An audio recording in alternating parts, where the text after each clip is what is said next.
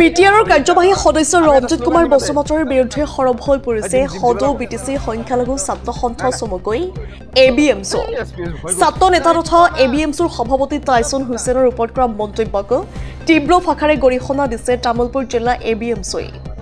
অনাগত দিনত এবিএমছুৰ বিৰুদ্ধে এনে মন্তব্য নকৰিবলৈ সকীয়াই দিয়ে।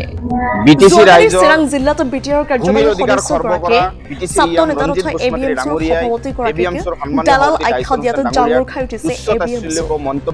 নিউজ এক্সৰ ৰিপৰ্ট ইছা 24x7।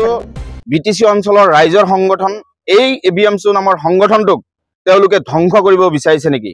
এই বিটিচি অঞ্চলৰ ৰাইজক ইউপিপিএল দলে তেওঁলোকৰ ভোট বেংক কৰি ৰাখিব বিচাৰিছে নেকি? তেওঁলোকে এই বিটিচি অঞ্চলৰ ধৰ্মীয় সংখ্যালঘু ৰাইজক গোলাম কৰি ৰাখিব বিচাৰিছে নেকি? এবিএমছুৰ সন্মানীয় সভাপতি বিটিচি অঞ্চলৰ ৰাইজৰ ন্যায় নিৰাপত্তা আৰু অধিকাৰৰ নামত যি সংগ্ৰাম কৰি আহিছে, যি কথাখিনি কৈ আছে, সেই কথাখিনিত ইউপিপিএল দল আৰু ৰঞ্জিত বসুমতী ডাঙৰীয়াৰ কম্পমান হৈছে নেকি? তেখেতসকলক আমি আহ্বান জনাইছো।